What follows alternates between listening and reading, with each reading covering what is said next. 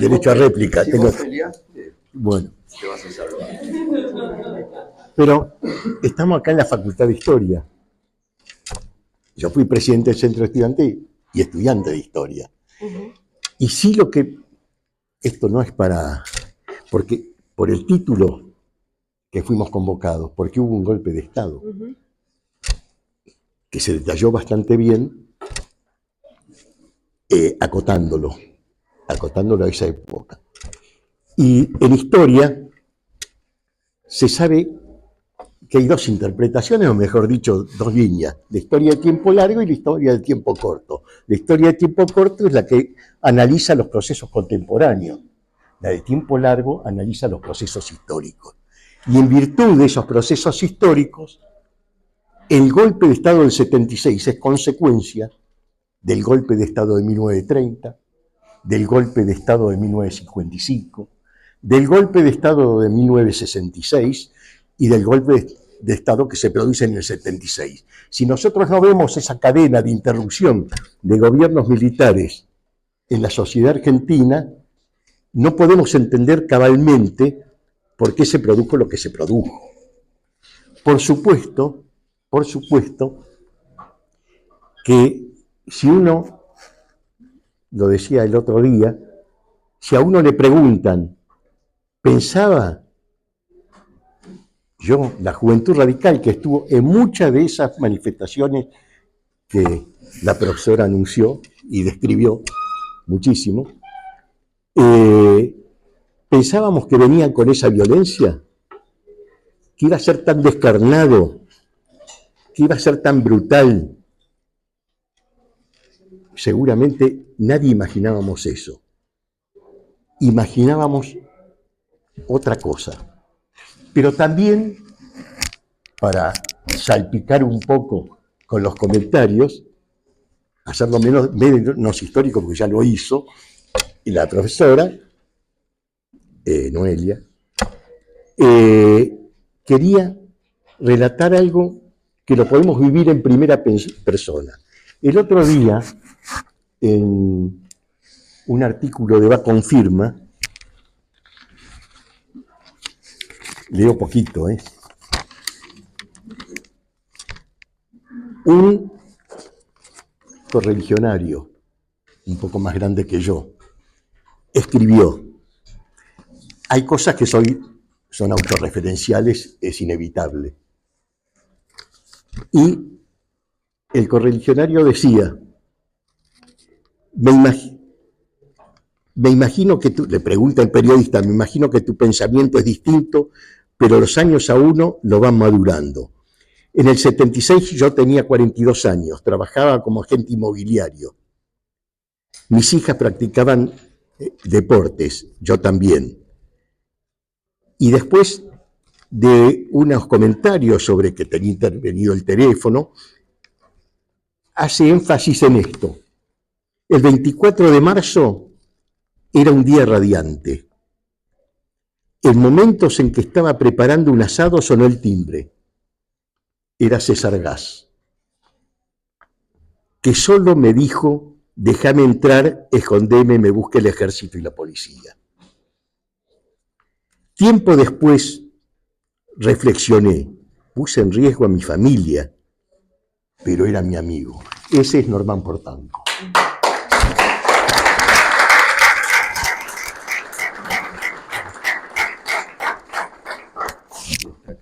Y está acá, está vivo, está pleno y pensando como pensamos siempre y discutiendo como discutimos siempre.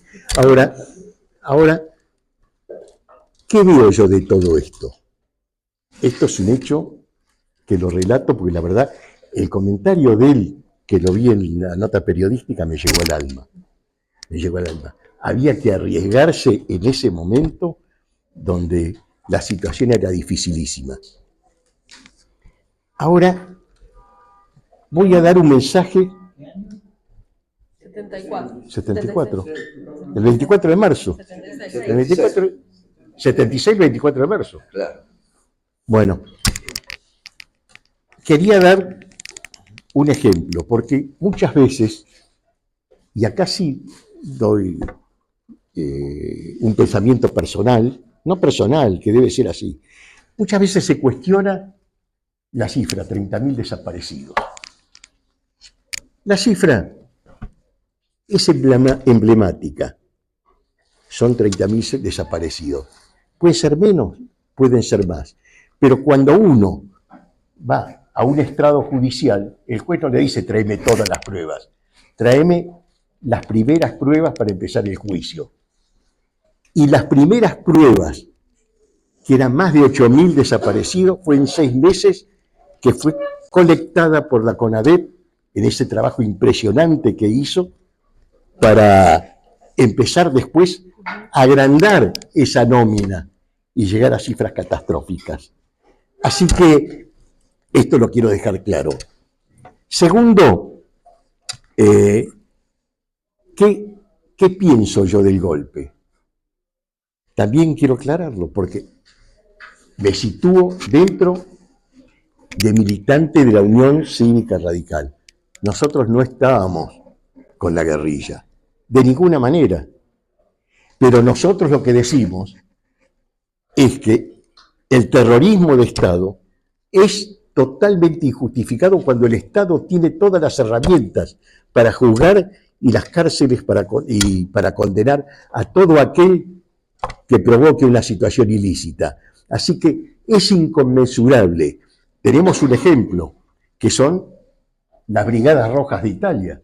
Las Brigadas Rojas de Italia fue perseguida, condenado por la justicia en juicios públicos y terminó desapareciendo la Brigada Roja.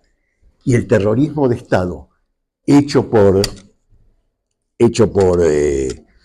el gobierno de Videla, injustificado y aparte atroz, muchos dicen, algo habrá hecho.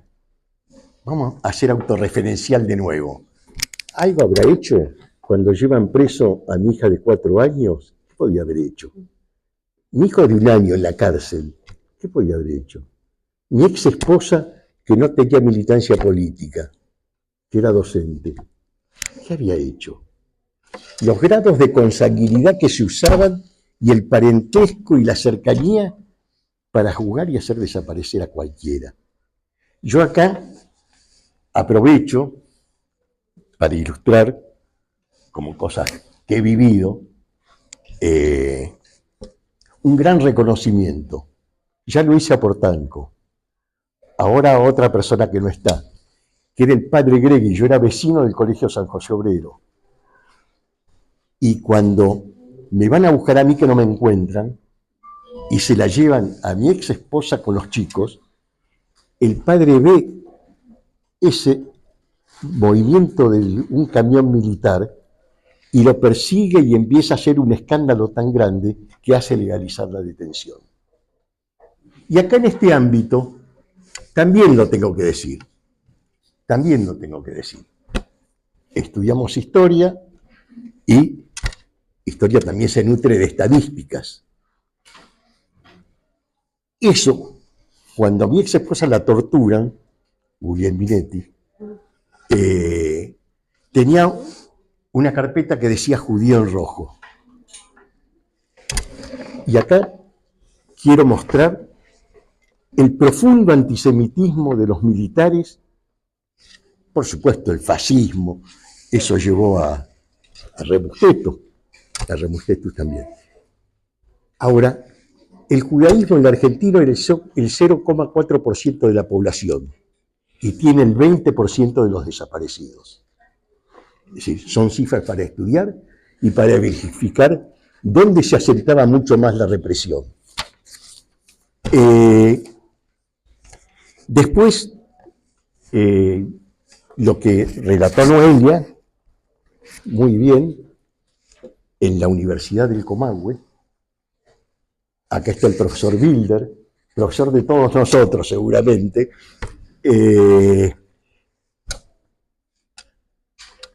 primero estuvo Domecq, un gran rector. Domecq, no Domecq. Bueno, y cuando más o menos se estaban encauzando y se estaba transitando por un periodo institucional en la universidad, viene todo esto de la mano de la AAA que instala en el rectorado a Rebus Cletus el profesor o el decano de humanidades era el profesor Alonso, un abogado que era también asesor de la policía, que llego, sin petulancia, era uno de los mejores alumnos, puedo traer las materias que vi, y me dice, Nadie te va a desmentir. no tengo la nota, sí. Promedio. Bueno, y me dice, no puedes entrar más a la universidad. Fin del 75. Yo, la verdad, faltan 5 minutos, sí. ¿Qué son 20? Faltan. Bueno, yo la verdad que cuando me dijo así, me quedé helado y le digo, Alonso, déjame terminar la carrera. Me porto un poco mejor. No, era presidente del centro de estudiantes, no hago tanto barullo.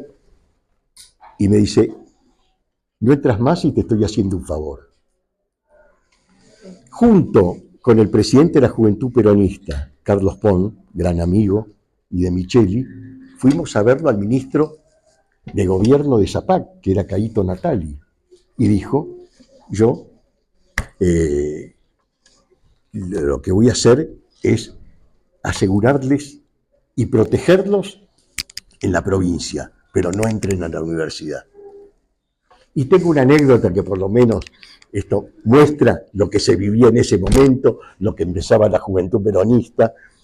Y Carlos Pon le dice al ministro, dice, aparte hay bandas armadas en la universidad que nos persiguen. Y entonces Natali le dice, bandas armadas de los dos lados. Dice, no, las bandas armadas de Rebus Cletus. Dice, de los dos lados. Y entonces Carlos Pon, muy sagaz, le dice, a nosotros las que nos molesta es la de ellos. Así que, es decir, esto es lo que se vivía. Y después, por supuesto, transcurre, y esto lo quiero en estos 5 minutos que me faltan dejar bien sentado, ¿cómo llegamos a la democracia? Hubo 2 hechos centrales. Esto es importante, porque la historia no es completa, como dice el gobierno, porque completa es hablar del terrorismo de Estado, pero sí ver cuáles fueron los engranajes, los momentos en que hubo una bisagra para que llegáramos a la democracia, que no fue obra de una persona, sino de todo el pueblo argentino. Una fue la invasión a las Malvinas, donde el entusiasmo de todo un pueblo hizo llenar la Plaza de Mayo, donde muchos dirigentes políticos, sin ver las consecuencias que podía traer, se sumaron, algunos fueron a las Malvinas, otros fueron a la Casa de Gobierno, y hubo 2 dirigentes políticos que no se sumaron a esa causa y dijeron, cuando aclare todo, nosotros tenemos que dar la posibilidad de haber estado de este lado. Uno fue Arturo Illia y el otro Raúl Alfonsín. Eso fue una bisagra absoluta en ese momento. Después, cuando viene el proceso democrático, había 2 instancias. Alfonsín convocando a todos los partidos políticos para la unidad nacional, para una democracia para los tiempos, pagando todos los costos políticos, y por el otro lado, el candidato a presidente del Partido Justicialista, que era Hito Lagura, que dijo que iba a mantener la ley de autoamnistía, cosa, por supuesto, que Alfonsín dijo que de ninguna manera, y termina con el juicio a la Junta. Es decir, estas cosas hay que rescatar. Todos podemos tener una visión política, una pertenencia política, Pero la historia no la podemos modificar. Y la historia está hecha también con hombres que tuvieron valor y también con hombres que se hicieron cargo de momentos dificilísimos en la Argentina. Y para terminar, quiero contar otra anécdota. Es decir, cuando Alfonsín hace todo eso, el juicio de las juntas, están con todo el poder los militares. Un juicio inédito en la historia argentina, en la historia mundial. Porque Nuremberg fue con jueces al efecto. Yanqui, lo que sea. No fueron jueces naturales. No fueron jueces naturales. Y hizo esto en plena desproporción de las fuerzas. Y yo cuento que poco tiempo después, que ya habían iniciado los juicios, es importante leer a Gil Lavedra, a Estracera, fui a la Quinta de Olivos con Smoljan y con Popo Quesada, estuvimos comiendo a las 12 de la noche, fíjense lo que se vivía, que Alfonsín nos dice, no sé si mañana me levanto acá. Bueno, ese fue uno de los patriotas que nosotros todavía no le hacemos el reconocimiento que merece la democracia, que es la más larga de la historia argentina. Nada más.